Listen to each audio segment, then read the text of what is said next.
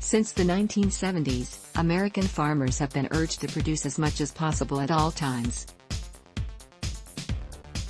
Earl Butz, the Secretary of Agriculture under Presidents Nixon and Ford, famously ordered farmers to plant their crops fence row to fence row, and most have taken the order to heart ever since. Overproduction of grains, dairy, and other commodities has left the market perpetually flooded, causing farmer prices to plummet to well below their costs of production.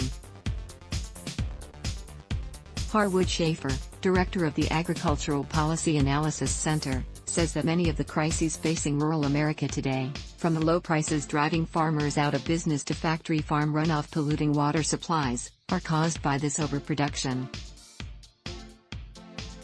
Schaefer was a rural pastor in the 1970s, and says that just a few years after the order from Butz, farm prices dropped to crisis levels, demonstrating that conventional free market models of the day simply did not work on the ground for agriculture. In the 30 years I was in the parish, nothing that agricultural economists said made any sense to me. It didn't match up with what was going on with my farmers, he says. Schaefer, who is now an agricultural economist himself, is absolutely delighted as he watches the 2020 presidential campaign unfold. For the first time in over 2 decades, several Democratic candidates have proposed putting a stop to overproduction. The approach is called supply management. It involves keeping production under control with conservation measures in a grain reserve and setting a price floor for commodities, which ensures that farmers are paid more for their goods than it costs to produce them. Called Soviet-style socialism by former Republican Speaker of the House John Boehner, critics of the system say it can result in global trade distortions, excessive government intervention, or rising food costs. But supply management is also a proven way to incentivize conservation, dramatically reduce taxpayer costs, and make agribusiness pay the real costs of raw goods. Senator Bernie Sanders, of Vermont, draws on these principles in his rural platform, released in May, which calls for enacting supply management programs, fair farmer prices, and a grain and feed reserve. His Green New Deal plan introduced last week nods to the considerable emissions implications of the current mode of farming, and pledges to discourage overproduction and ensure farmers receive a fair price for their products by matching the supply with demand, starting with source reduction. Senator Elizabeth Warren's, Democrat Massachusetts, rural platform, released this month, includes considerable details on how her supply management program would work, including short-term loans for farmers at a price based on costs and a grain reserve. Her plan has an option to transition land now growing commodities into conservation programs, with compensation rates based on the environmental benefit, recognizing the financial value of the ecosystem services that farmers can provide through practices like rotational grazing. A spokesperson for the Warren campaign told Civil Eats, Elizabeth believes that a new supply management program will guarantee farmers a fair price, save taxpayers billions of dollars, and protect our environment for generations to come. 2 other candidates, Representative Tulsi Gabbard, Democrat Hawaii, and Marianne Williamson, Democrat California, along with former candidate Jay Inslee, the Democratic governor of Washington, signaled support for the idea in a recent candidate survey. The proposals from Warren and Sanders are bringing hope to some in an economically battered farm country. As a dairy farmer, I'm happy that people are talking about it, says Sarah Lloyd, who farms with her husband near the Wisconsin Dells. Their 350-cow dairy has been in her husband's family for over 100 years, but this year, they're losing money every day as milk prices too low to cover their costs erode their formerly strong balance sheet. Lloyd calls supply management the structural reform that farmers really need. She is also the director of special projects for Wisconsin Farmers Union, WFU, which has been building a movement for supply management as a solution to the dairy crisis. Seeing the policy reflected in presidential politics, she says, is unexpected good news.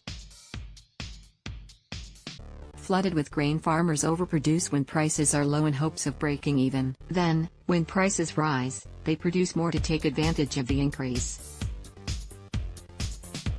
All of this production oversaturates the market, and has led to economic, environmental, and public health crises in rural America and beyond. 70% of farmers make less than a quarter of their income from farming, relying on off-farm jobs and subsidies for the rest.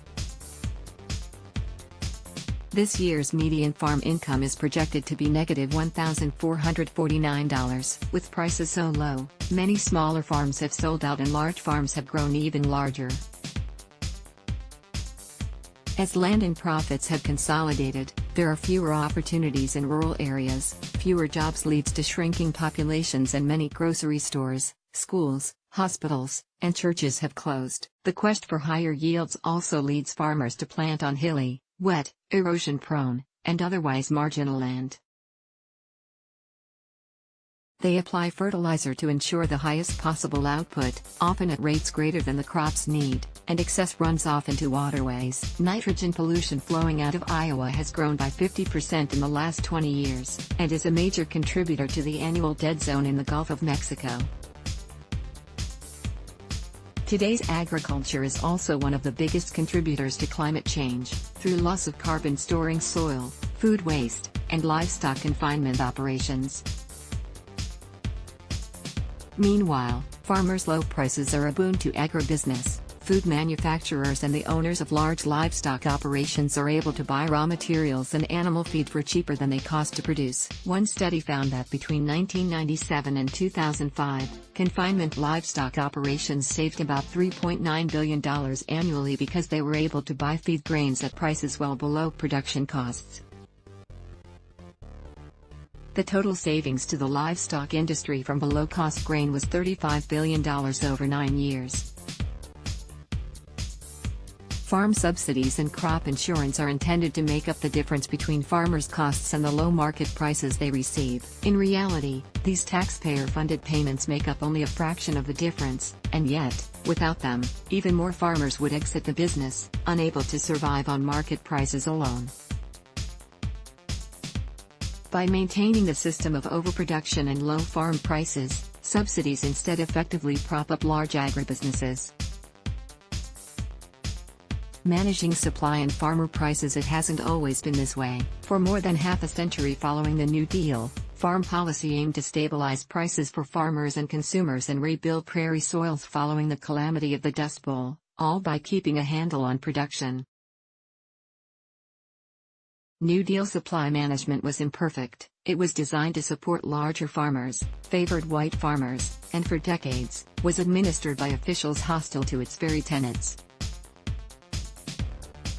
Despite the flaws, for 60 years, it was also crucial to the ongoing survival of a wide range of farms, and its basic structure could revitalize the rural economy and environment today. Supply management programs set a floor price for commodities, like a minimum wage for farmers, ensuring they were paid at least as much for their goods as it cost to produce them. Unlike today, agribusiness buyers paid the full cost of goods, taking taxpayers off the hook. In this scenario, explains Schaefer, there was no need for subsidies. The users pay the market prices, he says. Simple mechanisms managed supply from year to year. To curb production coming off the farm, farmers were required to leave some fields fallow and practice a variety of conservation measures. Post-harvest, a grain reserve, much like the strategic oil reserve, was established to take surplus off the market in high-yield years and release it in cases of shortages. Prices never dropped too low for farmers in years of a large harvest or spiked at the grocery store in years of drought or flooding. For the years the program was in effect, farmers received a fair price, on-farm conservation was normalized, and consumer prices were steady. But starting in the 1950s, under pressure from agribusiness interests, presidents of both parties steadily eroded the program, lowering the price floor, shrinking the grain reserve, encouraging more acres be brought into production, and beginning a system of taxpayer-funded payments to make up for the lost market revenue. The 1996 Farm Bill, known as the Freedom to Farm Act, finally removed the last vestiges of supply management for commodity grains.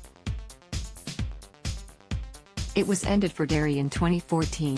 By 1999, with previously fallow lands planted and no grain reserve to take up surplus, soybean and corn prices had fallen by 40 to 50%. Farmers referred to the legislation as freedom to fail. Congress authorized emergency farm payments to farmers that climbed to $20 billion, which were made permanent in the 2002 Farm Bill. While these ballooning taxpayer-funded subsidy payments were institutionalized, a 2011 study by National Farmers Union, NFU, found that if a supply management system had been in place from 1998 to 2010, rather than the Freedom to Farm Act and its successor, farmers' net incomes would have been higher and consumer prices more stable, while taxpayers would have saved a whopping $96 billion in farm spending. But by then the numbers didn't matter, the issue was dead.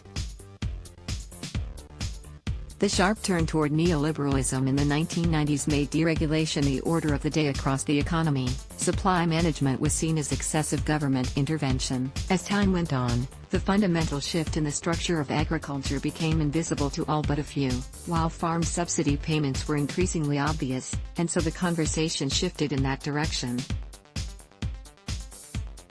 Howard Schaefer, who co-authored the NFU study, says that for years, discussion of supply management has been off the table and unacceptable in any company.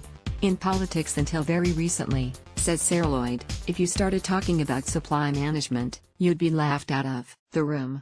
Over the last 25 years, NFU, National Family Farm Coalition, and other progressive farmer organizations have continued to call for a return to supply management programs, but for political expediency, that advocacy often took a backseat to more viable positions.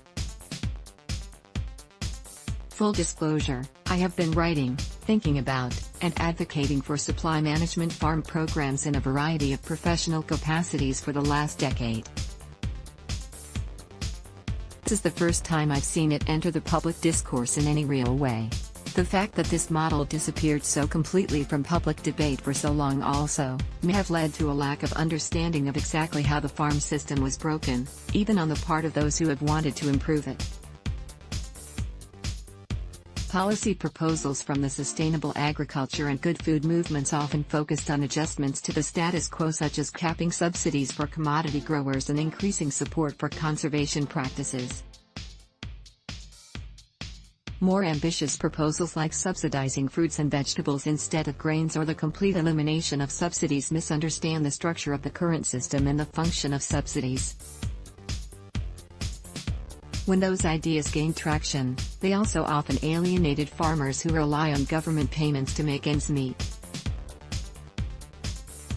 Back on the table, Adam Mason, State Policy Organizing Director of Iowa Citizens for Community Improvement, ICCI, Action, is thrilled with how the center of gravity around farm policy is shifting.